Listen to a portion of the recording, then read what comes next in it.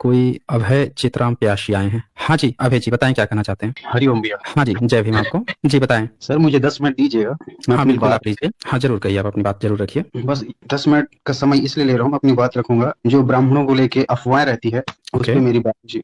हाँ जरूर रखिए, आप अपनी बात जरूर रखिए। देखिए, क्या है, ब्राह्मण कभी किसी के साथ गलत नहीं किया है, हमेशा साथ लेके सभी को चला है। आज कहीं भी देखिए, ब्राह्मण के साथ जो नाई समाज का होता है पूजा पाठ में, वो हमेशा उसके साथ रहता है।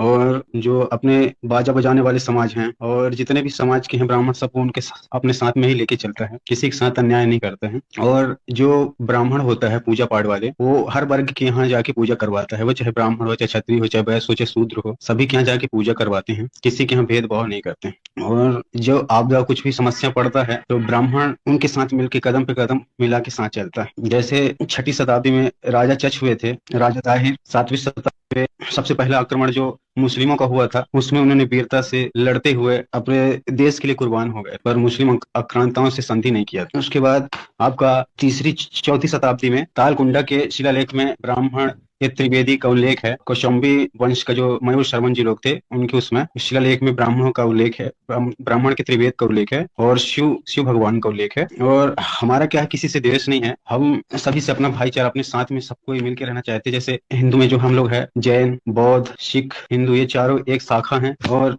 ये हमेशा मिल के रहें और कभी आपस में लड़ाई ना करें। क्योंकि हम अगर मजबूत रहेंगे, संगठन में रहेंगे, तो कोई भी आके बाहरी हम पे रौब नहीं दिखा सकता है। और यहाँ पे जो ब्राह्मण, क्षत्रिय, वैश्य, शूद्र हैं, चारों एक एक ही अंग के एक ही रूप हैं, कोई अलग नहीं है। तो सभी साथ में रहें, मिल के रहें, टीका चंदन लगाएं, किसी से द्वेष न रखें। क्योंकि जब अपने बाजीराव पेशवा जी जब साहू जी महाराज के यहाँ थे, साहू जी महाराज ने सारा कार उन्हीं को दे दिया कि सब कुछ तुम ही देखो। तो पेशवा लोग 150-200 साल राज किए, पर कभी भी ना बौद्ध, न जैन, न किसी को परेशान नहीं किया, सबको साथ लेके चले। और अगर बौद्ध से अगर कोई दुश्मनी होता तो पेशवा लोग जो अपने यहाँ सांची स्तूप स्तूप था उसको भी बिगाड़ते, और अपना बोध गया था उसको भी बिगाड़ते। पर उन्होंने कुछ नहीं किया, क्योंकि वो अपने थे, तो क्यों गलत करेंगे। और पहले भी बहुत से शासक हुए, पर कभी भी हम हिंदू लोग कभी भी अपने जो बौद्ध भाई, जैन भाई, सिख भाई, उनके साथ अन्याय नहीं किए। क्योंकि जो हम हिंदू शासक थे, अगर वो खिलजी वगैरह यहाँ नहीं आते, मुस्लिम आक्रांता यहाँ नहीं आते, ये अंग्रेज वगैरह नहीं आते, तो आज हमारा देश बहुत आगे होता। क्योंकि नालंदा, तक्षशिला, नालंदा, विक्रमशिला, जितने भी अच्छे अच्छे विश्वविद्यालय थे, सब इन्होंने ही नुकसान किया। अगर ये नहीं आते खिलजी वगैरह, तो कोई नुकसान नहीं करता, ना कोई जलाता, आज वो विश्वविद्यालय होता। और आज हमारा जो भारत देश है वो खूब आगे करता है। जितनी अभी तरक्की कर रहा है, वो पहले से ही तरक्की करते आता है। और हमारे भारत में सोने के सिक्के चलते थे, अंग्रेजों के आने से सब बंद हुआ।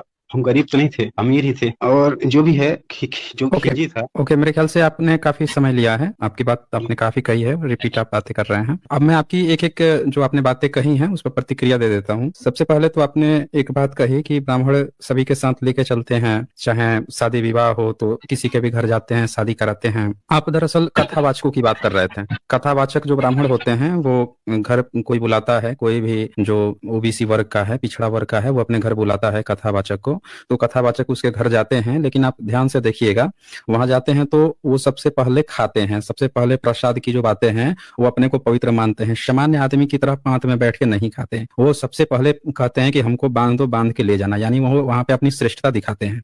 ऐसा ये नहीं है। झूठ बोल रहा हूँ अब है प्यासी, तो आप बता दीजिए। ब्राह्मण आप देखिए क्या, कथावाचक है ना, कथावाचक हैं कि नहीं है आप। जी मेरे बड़े भाई करते हैं, मैं तो नगर पालिका में ऑफिस है मेरा। अच्छा कोई बात नहीं, आपका ऑफिस है, आप नगर पालिका में है, आपके बड़े भाई करते हैं, आपके बड़े भाई जाते होंगे कथा कहने के लिए, तो वो जी। जाते होंगे तो वो सामान्य लोगों की तरह बैठ के पांत में खाना खा के आते हैं, आप ही बता दीजिए। पहले या क्या वो होता कथा है, कहते पूजा हैं पाठ के आप बाद। हाँ बोलिए, आप ही बताइए बताइए। जी, पहले पूजा पाठ हो, उसके बाद ही खाना। पहले खाना खा लेंगे, पूजा होगा, कोई महत्व ही नहीं है ना। नहीं नहीं, जब पूजा पाठ होती है, पूजा पाठ होने के बाद से वो अपना अलग खाना खाते हैं, खा के चले जाते हैं सबसे पहले, या फिर वो जो है बाकी लोगों की तरह बैठ के जमीन पे खाना खा के आते हैं सभी लोगों की तरह। क्या होता है, हाँ जैसे वो बताइए। पंगत लगा दिए है ना। हम्म। और पंगत लगाने के बाद जो ब्राह्मण भोज करा दिए, वो सब लोग इकट्ठा बैठा दिए, 13, 15, 20 जितना भी होके, खा पी के अपना तो आ ग्यारह जाते। 11 13 जो ब्राह्मण होते हैं वो अलग बैठते हैं ना, अलग बैठ के जाते हैं ना पहले खा के।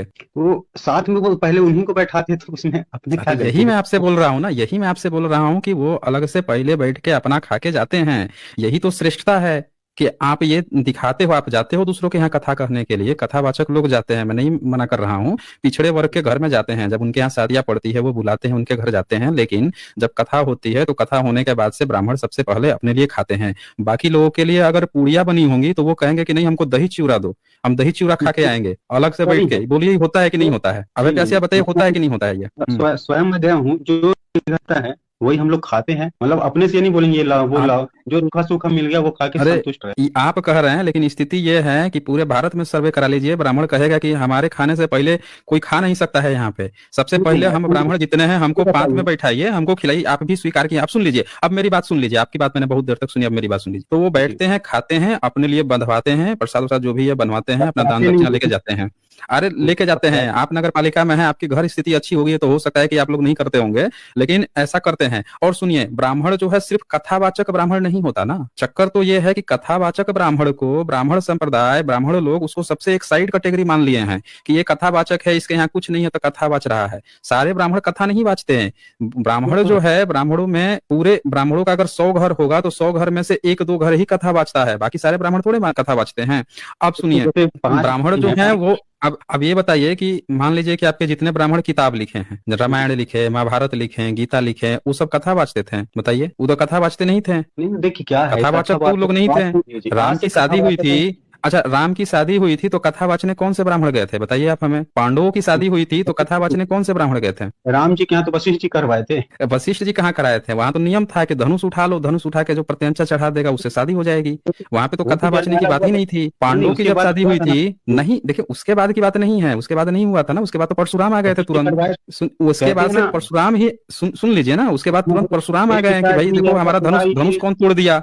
जो सुन लीजिए पत्रिका ना कहाँ सुझाया है। सुन हुआ लीजिए, मैं बता रहा हूँ आपको। अरे बोलिए सुनिए ना, हमारी आप जो कहानी बता रहे हैं वो वाल्मीकि रामायण में नहीं है। मैं प्रॉपर वाल्मीकि रामायण की बात कर रहा हूँ। अब महाभारत आ जाइए। महाभारत में जब पांडव जो है जाते हैं भेष बदल के शादी के लिए, तो क्या नियम रहता है कि जो मछली की आंख में नीचे देखे, जो तीर मार देगा मछली की आंख में, उससे शादी हो जाएगी। वहां तो कोई कथा वाचने का नियम नहीं था, जो मार देगा उससे तो हो जानी थी। तो वो वहां पे जयमाला जैसे वो हुआ है, तीर, उसके बाद फिर विवाह हुआ। जी बोलिए। नहीं नहीं, आप सुन नहीं रहे हैं मेरी बात को। वहां पे जैसे तीर मारते हैं, सुन लीजिए ना, जैसे जब तीर मार लेते हैं तो तीर मारने के बाद से वो वरमाला तो चढ़ा लेती हैं, उसके बाद से बाकी सब विद्रोह कर देते हैं। तो विद्रोह करते हैं तो भीम जो है, भीम लड़ाई करते हैं वहां पे, बाकी लोगों को, बाकी राजाओं से लड़ाई करते हैं, तब उसको लेके सुरक्षित ये लोग आते हैं वहां से, घर से। तो वहां पे भी कथा नहीं बाची गई, कथा बाचने की परंपरा बहुत नई है। अब एक बात और सुनिए, पुराने आपके कहीं भी जो शादियां हुई है कथा बाचने का जिक्र नहीं है, स्वयंवर का जिक्र है। और उसमें दिखाया जाता था जो बलवान पुरुष होगा, सबसे बलवान पुरुष होगा, उसी के साथ लड़की को ब्याह दी जाएगी। वहां पे कोई उसका चांस ही नहीं था, जो सबसे ताकतवर उसकी ये राजकुमारी, उसकी ये लड़की, ये नियम था। अब आप जो कथा वाचन की बात कर रहे हैं वो सारे ब्राह्मण नहीं करते हैं, अब कुछ लोग करते हैं शादी विवाह की परंपरा के लिए। तो आप एक कथावाचक की दृष्टि से आप अपनी बात रख रहे थे। सच्चाई क्या है कि जो धर्म ग्रंथ लिखे हैं, धर्म ग्रंथों से धर्म चलता है, कथावाचकों की कथा से नहीं चलता।